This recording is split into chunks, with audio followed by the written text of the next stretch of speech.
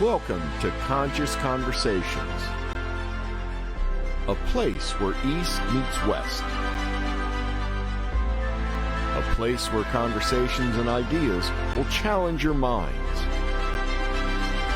expand your consciousness, awaken your heart, and make you think more deeply about yourself and the world. Everybody, welcome to Conscious Conversations. I'm here today with, as always, Wes Gordon, but you look very stylish today, Wes. How are you? Thank you. Doing very well. Very well. Actually, I love it. I do have a like a Chinese Tai Chi shirt just like that. It's gray, it's not white, but looking very holy and pious and wise. Very wise today. Special effects. But how are you all doing today? Thank you for being here. Thank you for tuning in. On the show, we often talk about some topics such as, God realization and ways to achieve that, and how many traditions say it's the real purpose of life. And many of the mystical writings, they often talk about that is why we're here, is to actually recognize our true spiritual divinity, to spiritualize our body, to awaken to that essence that is within each and every one of us. And within the Eastern traditions, there is a very sacred, holy book to the Hindu faith, and it's known as the Bhagavad Gita. Now, the Bhagavad Gita it's not only that it has just touched the Hindu and the Eastern minds. This has been a book that has really transformed and touched very different minds throughout history, and very, what some people might even say, geniuses of a mind. So great people like Mahatma Gandhi was highly influenced by the Bhagavad Gita. Aldous Huxley, a great philosopher and writer. Henry David Thoreau, he brought the Bhagavad Gita to him when he went to Walden Pond and wrote Walden and all of that. And that was like the only book he was really immersing himself in. But even Emerson was highly influenced by the Bhagavad Gita, as well as people like Paramhansa Yogananda, Sri Aurbindo, as well as Nikola Tesla. And some people even say that Einstein even has read it. Now, there's a little bit debate on a quote that's often attributed to Einstein about the Bhagavad Gita, but they do say that he was also influenced by it as well. Now, are you familiar with the book? No. No? Actually, I'm not. So you've never read it? I've heard the name. Right, but you've never read it or anything like that. No. Well, it's a very interesting book. It's an interesting guide. You can sort of think of it as like a practical guide that encourages one to basically reorganize one's life, to achieve inner peace, and to really approach or unite oneself, what they would call Brahman, which many other people would call God. Brahman to Hindus is the formless essence of divinity or God or consciousness, through which all other forms have come out of. And, basically, the Bhagavad Gita says, the people that don't look beyond the body, and the people that just sort of are only connected and think about this physical world, are living a strictly materialistic life. And the purpose, they say, is really to go beyond that. The purpose, they say, is really to become a fully realized spiritual being, because essentially that's what each and every one of us truly is. And then it sort of gives a way of how to do that. And there are many mystical traditions that talk about, ways to do this and do that. But what's interesting about the Bhagavad Gita is it really says that there are different personalities and there are different minds out there. And so there's different paths that one can walk in order to recognize and reawaken that God consciousness, or that heightened spiritual consciousness that we can attain to in this lifetime. And it basically says that those the different minds or the different personalities will probably be attracted to one of four paths. And these four paths they call yogas. Now, yoga, many people here in the United States, I'm sure you've heard of that word, yes, only think of it as like the body postures and positions that people do in like yoga studios and all of that. But that's not really what yoga is in its totality. Yoga in its totality means union, or to yoke, or to bind together. And these paths of yoga that they talk about in the Bhagavad Gita are paths that are trying to connect us, unite us, bind us, yoke us, again, the soul to God, to reawaken that connection that's there, that we're just sort of veiled to because we're living in Maya and illusion and duality. And so the yogas are paths that are trying to unite you to that. Basically, just like the word religion. A religion is something that's trying to reunite you to God again. The word religion comes from Latin, which means which means again, and ligare, to bind. So religious practices are trying to bind you again to God. Yoga is trying to unite you again to God. They're just practices of the East, and yoga is a Sanskrit word for that. So the 4 paths that they talk about in the Bhagavad Gita that can lead one to union is one called Jnana Yoga. Now, Jnana Yoga is the path of knowledge, wisdom, and self-inquiry. And we'll talk about each one of these in a little bit more depth in a moment, but I just want to mention the 4 of them. So there's Jnana Yoga. The second one is Karma Yoga, and that's the path of actions and works and good deeds and those sort of things. The third one is something known as Bhakti Yoga, or the path of love and devotion. And the 4th one is Raja Yoga. Raja means the royal way, or Raja means king. So it's the path of actually meditation itself. And so those are the 4 paths that someone might be drawn to and attracted to in order to recognize union with God. Do you believe that in this life someone can attain that? Oh, absolutely. Because I know that you dive deep into some of the, what some might say are more mystical Christian teachings of Joel Goldsmith and all of those. Exactly. And he talks, I believe, about the possibility of this as well. So it's not something that's just aligned to Eastern traditions. Many traditions across the board, even mystical Christianity, like St. Teresa of Avila, St. John of the Cross, all of those people, Thomas Merton, they believed that you can attain union in this life too, and that was our purpose. And even mystical Judaism, the Kabbalists and the Hasidim, or the Hasidic Jews, believe it as well. So let's go into what these 4 paths are. The first path that I mentioned is one called Raja Yoga. Raja Yoga is the path of wisdom, it's the path of knowledge, it's the path of self-inquiry.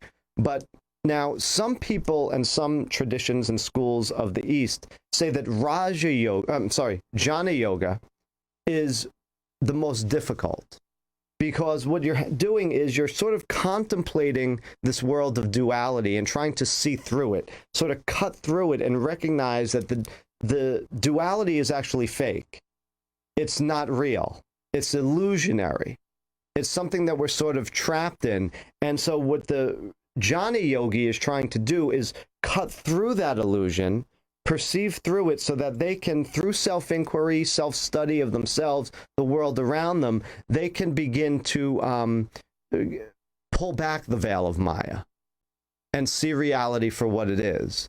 Now, the mind is used to inquire into this and recognize that, okay, there's, this world is transitory, it's changing, it's dualistic, this good, bad, good and evil sort of thing is not true reality. And through their mind, they're trying to pierce through that illusion, but they're often doing it through self-inquiry sort of techniques, sort of like questioning, who am I? What am I? What is my purpose? All these sort of things. And in the Hindu tradition, there's a very common one of always recognizing that I'm not that, not that, not that. And it's neti, which means not that, not that, not that. And so if we're identifying with anything that is transitory or anything that is impermanent, and we identify with that, that can't be our true nature. Right. Because our true nature is eternal. Mm-hmm. Now, what some people get caught up with, though, is when they think about knowledge, Jnana Yoga, the path of knowledge, they're not talking about knowledge from the intellectual aspect alone. They actually believe that knowledge can bring you all the way to the total direct realization of it. You have to get beyond the mind, but it's like the mind can be a raft that can take you to a certain point. But then once you get to that point, you got to let that go. So don't think it's like through mental effort and intellectual understanding that one actually does achieve it. It's like the mind helps to guide you or bring you to the point, but then eventually the mind itself is no longer useful. It's useless. Right. And you got to get beyond that. How are you're familiar with that sort of concept? Absolutely. With what you mentioned, Joel Goldsmith, it sounds like his approach is he combined all of those yogis into one. Excellent. They do believe that one is not superior or inferior. Right. They're all leading to the final goal. And what they say is that as one progresses through the path, they all merge into one. Okay. Okay, but there's like a doorway that's a little bit easier for you to get into. Well, and then they merge together. Well, Joe makes it real clear that your mind is a tool. He says it's an avenue for awareness. Right. And that's it. Okay. So don't get caught up on it as being somehow it's empowered. Yes. Because it's not. Yes. And that's a perfect point. And so, yeah, that's the thing, is that through the mind we're trying to get there, but then to actually have the realization of the soul being connected to Brahman, the mind is no longer good anymore. It gets in the way. Yep. So you got to let that go. And so this is sort of another practice. All these yogas are paths of drawing near. And there's a very well-known phrase by the James in the New Testament, who says, draw near to God and God will draw near to you. Mm-hmm. So these are all just paths that are trying to help you draw near. But like you just said, eventually the person begins practicing, in essence, all of them. Yes. But I think we need to take a quick break here, and we'll continue back moving forward with the next three when we return back after these messages. Stay tuned. Welcome back to Conscious Conversations. I'm Anthony Profeta here with Wes Gordon, having a conversation about the science of God union, but as taught through the Bhagavad Gita. We mentioned the first path, which is Jnana Yoga, path of knowledge, wisdom, self-inquiry, but that the mind is only good up to a point. In fact, Swami Vivekananda, a great teacher of the Hindu faith, once said that the self, or the soul, is not subject to be understood through intellectual study. And he means it has to, at some point, the mind is no good. It has to actually be directly experienced. And in terms of Jnana Yoga, the mantra of that would typically be, if you come from a Christian or Judaic background, when it's said in the Bible, "Hear, O Israel, the Lord our God is one." Yes. That is basically like the path of Jnana Yoga, recognizing that there is just oneness, one God, duality is an illusion, and trying to really grasp and directly experience that. Now, the second path is one known as Karma Yoga. Now, many people have heard of this word karma, but here in the United States, we often think of it as like what you get and like as a punishment system and all of that. That's not really their perspective on it at all. Karma actually means action. It's what you're doing. And the totality of karma would be what you're doing and then what you reap from that. So that would be all of it in one. But it's not like just karma comes to you. It's like you set that in motion by the action you took. So karma yoga is one of like selfless service. It's the path of action.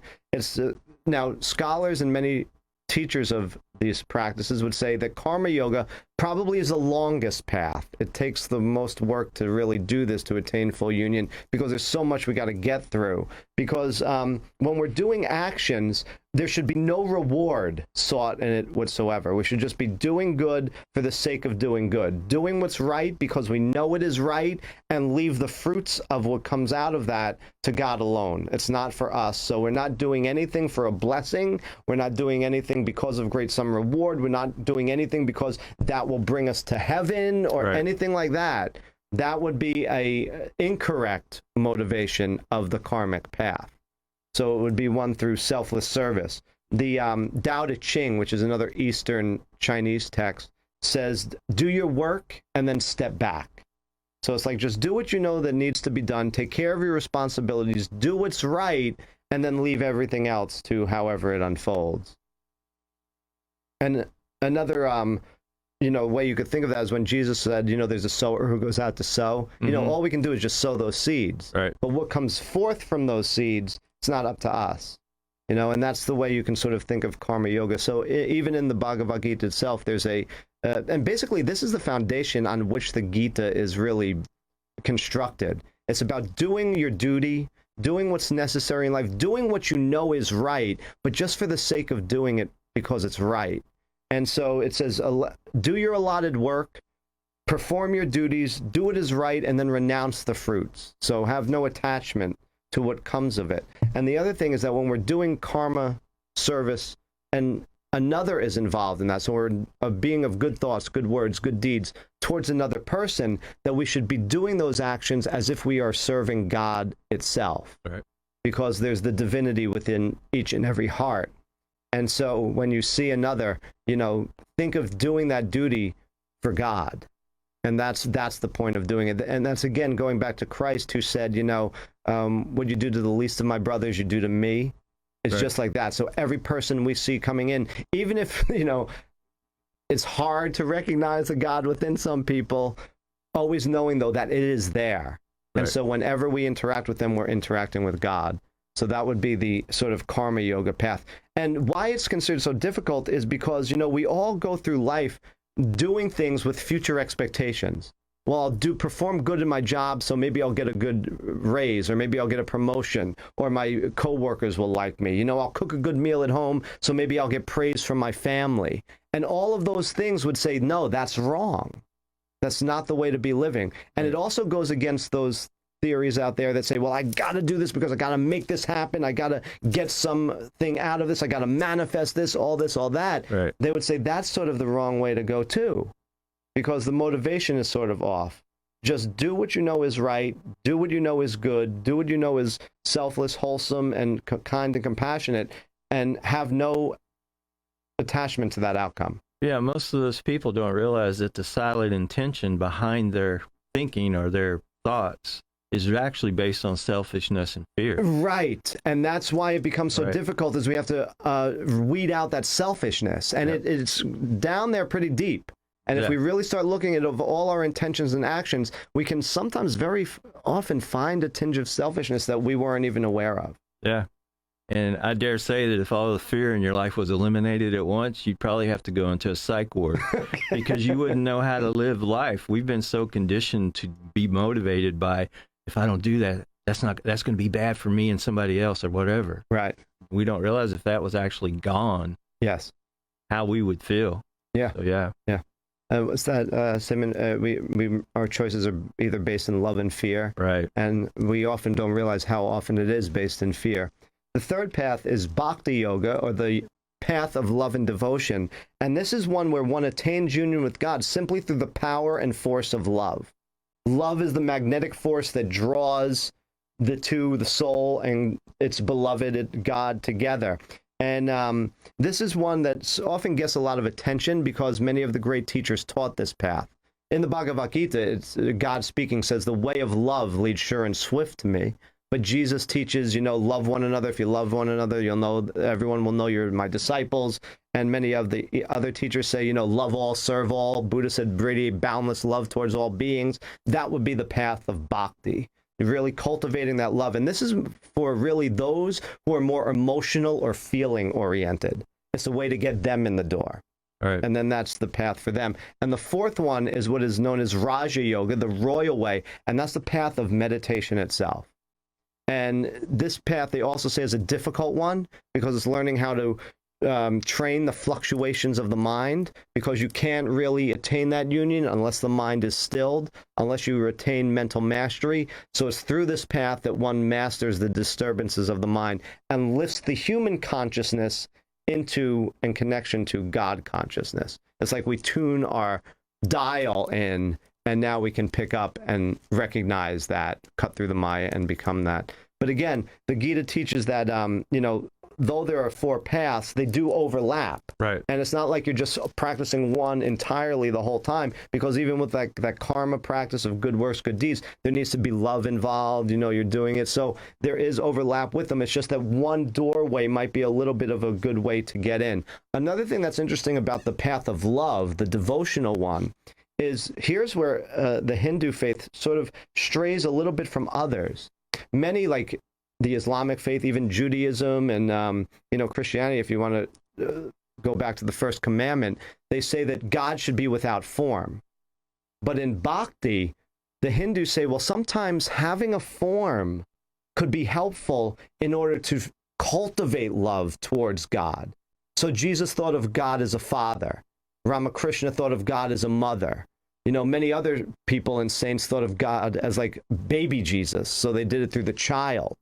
So some Eastern traditions, they say that in the bhakti path, attaching a form in the beginning to God can be very helpful to bring devotion and love out of us. So if we focus it on a Jesus or a Christ or a Krishna or whatever, that, or just think of it as a father-mother figure, even though some of us might not have had a good father or mother, maybe you think of it as a grandfatherly or a grandmotherly figure, that can be helpful in really opening our heart and cultivating that deep devotion. Okay. So that's a lot. That is a lot. And those are the 4 paths. But please know that these are the paths that help us through the yoga spiritualize our entire life. It's not easy. No one says this union is easy. Some say it can't be done through our own effort. Right. It's bestowed as a gift or a grace of God. And, you know, they do believe that as well, that yes, we're trying to do things to help spiritualize our body, but ultimately the union itself comes as a gift, comes as a grace that is bestowed upon us for that. But like it says, you know, in the Bible, draw near to God, God draws near to us. They believe that through these paths, we're showing that we have a desire, a thirst, a striving to know it. But also know that the Bhagavad Gita says that out of all the people in the world, only 1 out of every 1,000 searches for God. And out of those 1 out of every 1,000 that go searching, only 1 truly rarely finds him. Wow. And they believe it's because of the effort, the dedication, and all that is needed to do that. Wow. Yeah. Any final thoughts? No, you pretty went around the whole gamut there. Okay, great. Well, thank you then for tuning in today. We appreciate you. Please, we'd like to say a big thank you to our sponsors, the Ancient Healings Conference, which will happen this July 10th and 11th up in Melbourne at the Melbourne Auditorium. Please feel free to reach out to them if you're looking to be a vendor. They are still looking for vendors, and you can call 321-543-8882, or if you want to learn more about the conference, its speakers, and buy tickets, you can go to ancienthealingsconference.com. So again, we thank you all for tuning in. Please let us know what you think about God union, God realization. If you've read the Bhagavad Gita, what effect maybe it had on you, what your thoughts of the book are, and please leave it in the comments below. We truly thank you all. We love you and hope that each and every one of your days is filled with an abundance of love, happiness, and peace.